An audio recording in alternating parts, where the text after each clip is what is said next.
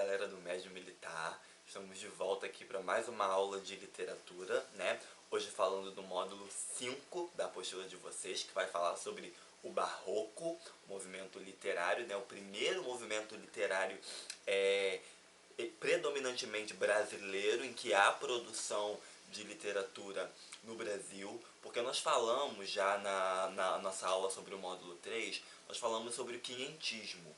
E se vocês lembram dessa aula, se vocês prestaram bastante atenção, eu falei que o quinhentismo era considerado o primeiro eco de literatura no Brasil, mas não era uma literatura tipicamente brasileira, predominantemente brasileira. Por quê?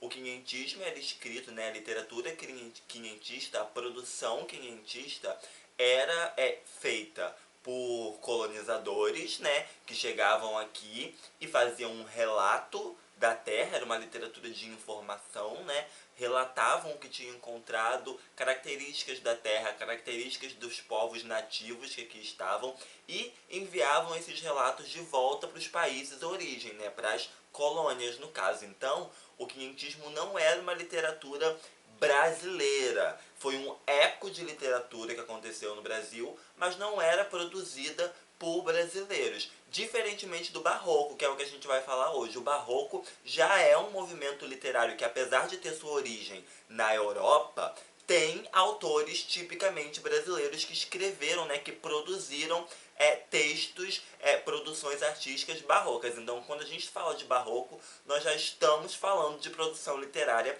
brasileira, ok? É sempre bom manter em mente essa diferença, né, entre o quinhentismo e o barroco, ok? Antes de falar sobre as características do barroco em si, é importante dar um contexto histórico, né? Porque é sempre importante lembrar que a literatura, ela segue o percurso histórico. Então, os acontecimentos da história vão estar muito imbricados, sempre imbricados com a literatura, porque o período histórico em que uma sociedade está vivendo termina refletindo nas manifestações literárias daquele período, né? Então é muito importante antes de todo movimento literário nós falarmos sobre o contexto histórico, sobre o contexto político, social, cultural, o que estava acontecendo naquele momento. Por exemplo, fazendo mais uma vez um paralelo com o quinhentismo. No quinhentismo estava acontecendo o quê? A colonização do Brasil. Então, esse acontecimento histórico se materializou nas produções artísticas e literárias da época. E no Barroco, o que estava acontecendo? O Barroco surge ali por volta do século XVII, mas é importante a gente voltar no tempo, voltar lá para o século XIV, porque os acontecimentos anteriores, dos séculos anteriores, vão ter muita influência na composição barroca. Se a gente voltar para o século XIV, ali entre o século XIV e o século XVI, o que está acontecendo entre esse período? O Renascimento, né? O Renascimento foi um movimento cultural, principalmente, que tinha como objetivo tornar a sociedade, influenciar a sociedade a ter um posicionamento mais racional em relação ao mundo como um todo, né? Então o Renascimento, ele pregava o racionalismo, ele pregava o experimentalismo, né? Uma maneira nova de produzir arte, o antropocentrismo, que era a ideia do homem no centro do mundo, e não mais Deus, não mais o teocentrismo, mas sim o antropocentrismo. E nós tínhamos também a ideia do individualismo, e não mais aquelas ideias de coletividade. Então o Renascimento foi um marco porque ele trouxe essas alterações aí de percepção de mundo, de perceber o mundo de uma maneira mais racional e não tão mais ligada às religiões.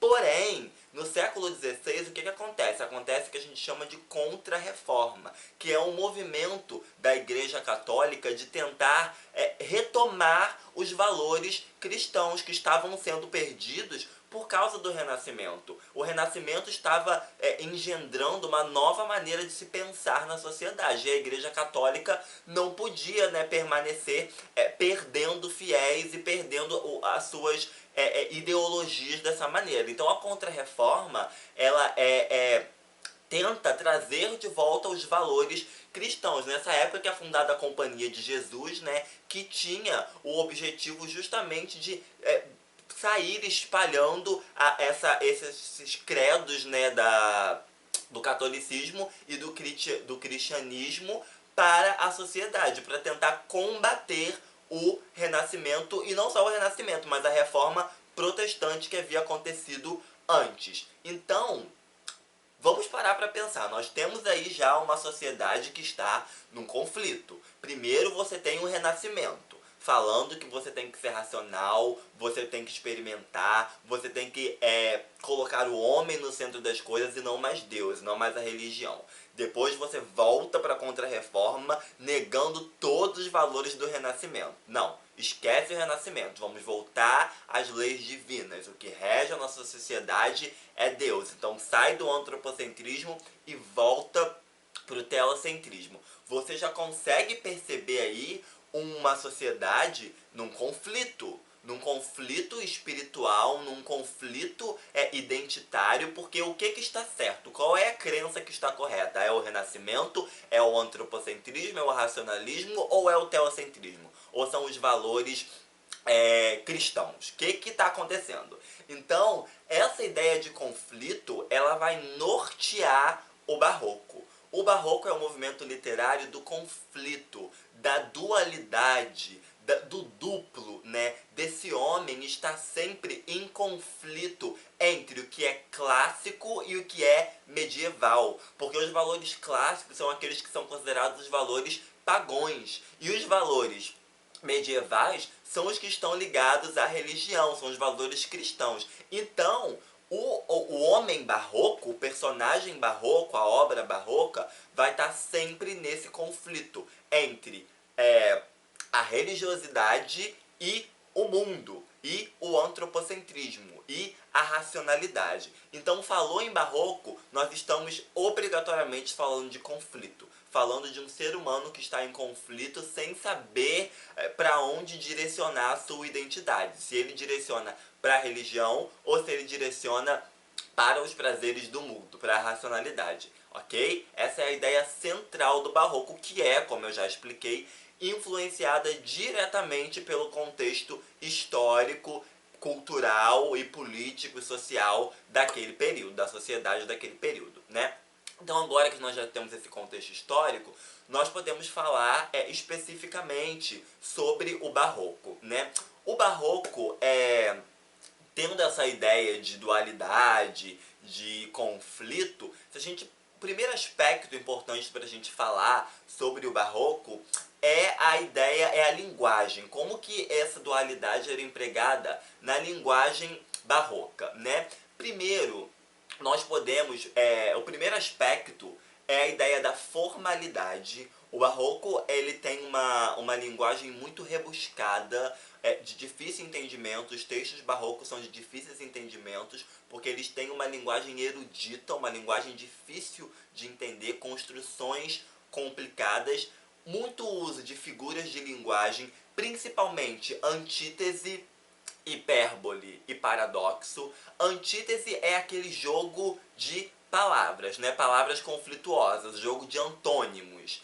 Paradoxo é o conflito de ideias lógicas. E hipérbole, o exagero. Então, como o barroco é uma ideia de conflito, eu tenho que ter antítese, eu tenho que ter paradoxos nos textos barrocos para mostrar esse personagem barroco conflituoso ali, uma ideia conflitante. E a hipérbole é a questão do exagero, né, que também há muito na linguagem barroca, essa ideia do exagero. Nós temos também termos bastante interessantes no barroco, que é o conceptismo e o cultismo. O cultismo está ligado à ideia da linguagem formal, da linguagem rebuscada, né? Então o cultismo é uma ideia de escrever, é um culto à linguagem, um culto à forma, a ideia de escrever de uma maneira mais complicada o possível, mais rebuscada o possível.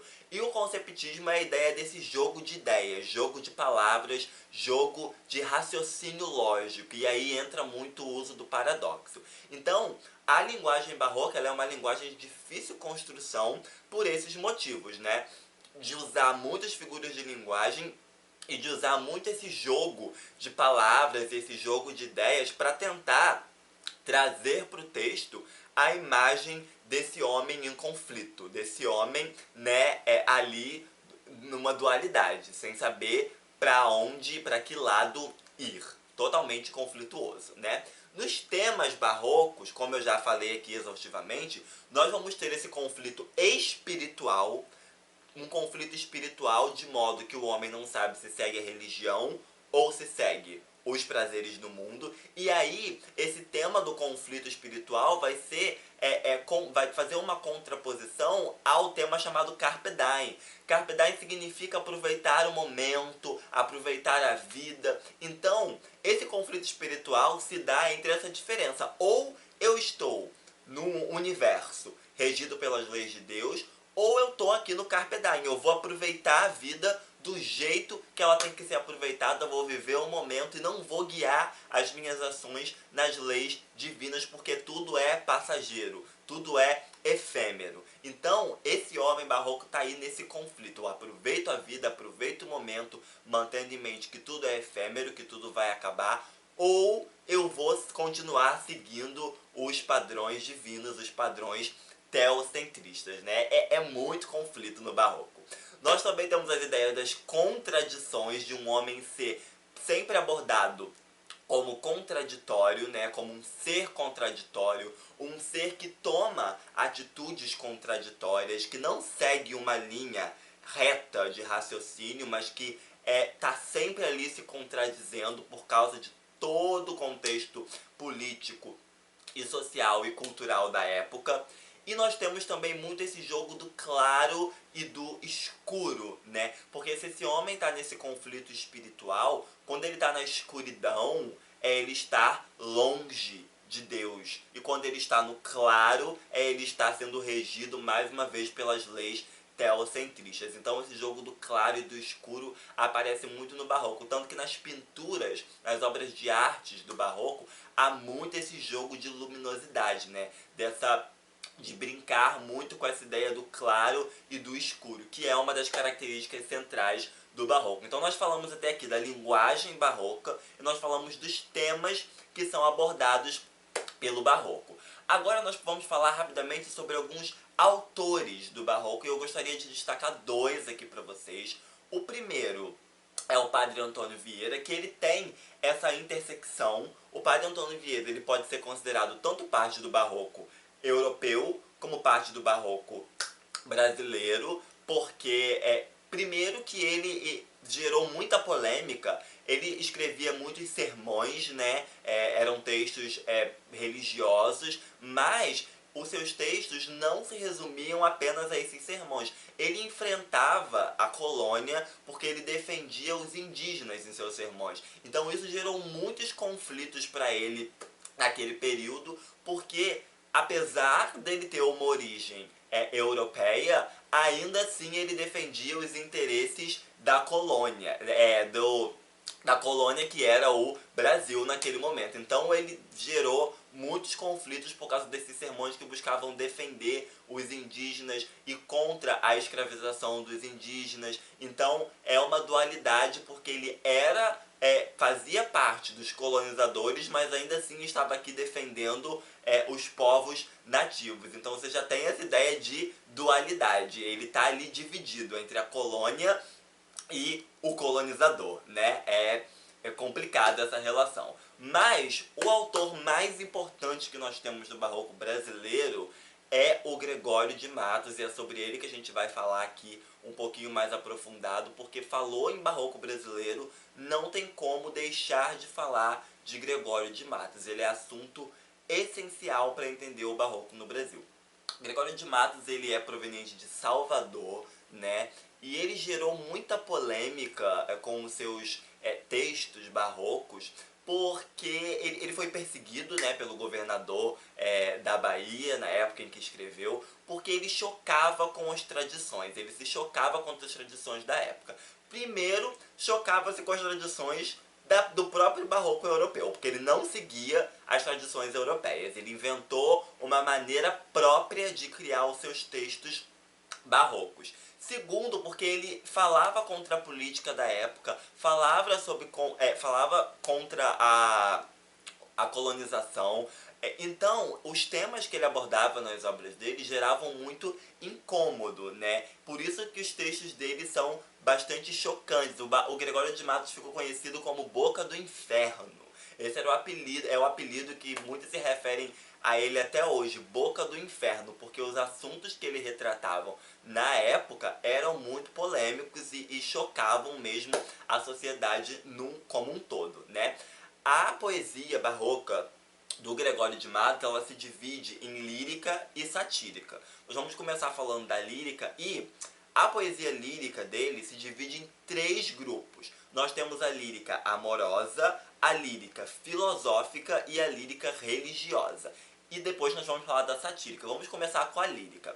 Na lírica amorosa, nós temos os temas do amor, obviamente, da idealização feminina, mas o amor aqui ele é usado como uma maneira de fazer esse homem barroco pecar, porque ele está idealizando uma mulher, mas essa idealização é o que vai levar esse homem para o caminho do pecado, para o caminho do julgo. Eu vou ler uma poesia para vocês da lírica amorosa do Gregório de Matos, chamada Sonetos a Dona Ângela de Souza Paredes. Preste atenção. Não vira em minha vida a formosura, ouvia falar nela cada dia, e ouvida me incitava e me movia a querer ver tão bela arquitetura. Ontem a vi por minha desventura, na cara, no bom ar, na galhardia, de uma mulher que em anjo se mentia, de um sol que se trajava em criatura. Matem-me, disse eu, vendo-me abrasar-me, se esta coisa não é que encarecer-me, sabia o mundo e tanto exagerar-me. Olhos meus, disse então por defender-me, se a beleza eis de ver para matar-me, ante olhos cegueis do que eu perder-me. Gente, olha só, quando nós temos aí, na segunda estrofe, nós temos uma comparação dessa mulher com um anjo, mas era um anjo que se mentia, porque ele estava ali disfarçado de anjo, ela estava disfarçada de anjo, mas seria um elemento que iria incitar esse eu lírico ao pecado. Tanto que ele diz no último terceto, se beleza eis de ver para matar-me, ante olhos cegueis. O que ele está falando aqui? Eu prefiro ficar cego do que continuar vendo essa mulher, esse anjo, essa bela arquitetura, porque ela vai me levar para o caminho da perdição. Então a lírica amorosa tem essa ideia de tratar do tema de amor, mas essa mulher idealizada, ela vai ser responsável por levar esse eu lírico para um caminho da perdição, para o caminho do pecado, para o caminho do julgo. Então nós temos esse conflito. Eu quero ceder aos meus prazeres carnais, mas eu não posso porque a minha religião não permite. Eu vou ser julgado por isso. Essa é a ideia da lírica amorosa do Gregório, ok? Nós também temos a lírica filosófica, e aí nós vamos ler mais um poema chamado Desenganos da Vida Humana Metaforicamente. Já sabemos que esse poema vai se basear em metáforas, porque o próprio nome já está dizendo, né? Metaforicamente. Vamos ver que metáforas que estão sendo feitas aí, vamos tentar entender. Olha só, é a vaidade, Fábio, nesta vida, rosa que da manhã lisonjeada, púrpuras mil com ambição dourada, airosa rompe, arrasta presumida. Nessa primeira estrofe nós temos uma metáfora entre vaidade e rosa. Ele está dizendo que a vaidade é como se fosse uma rosa, que se abre, né, com uma ambição dourada, na manhã lisonjeada. Essa é a primeira metáfora, vaidade versus rosa. É a planta que de abril favorecida, por mares de soberba desatada, florida galeota empavesada, sulca ufana, navega destemida. Agora, ele está comparando a vaidade com uma embarcação que vai, né, navegando de maneira destemida. Então ele já comparou a vaidade com uma rosa, com uma planta, e agora comparou com uma embarcação. Vamos ver. É nau, enfim, que em breve ligeireza, com presunção de fênix generosa, galhardias apresta, alentos preza. O que ele está dizendo aqui? Ele está dizendo que a vaidade gera elegância, porque galhardia significa elegância, alentos, afago, a vaidade se alimenta da elegância, se alimenta dos afagos, né? E essa é mais uma comparação que ele é feita. E ele termina assim: mas ser planta, ser rosa, nau vistosa, de que importa se aguarda sem defesa, penha nau, ferro a planta, tarde a rosa. O que ele diz nessa última estrofe, gente? A ideia desse poema é mostrar que a vaidade é efêmera, ela passa. De que adianta ser planta, ser rosa, ser nau vistosa, se aguarda sem defesa?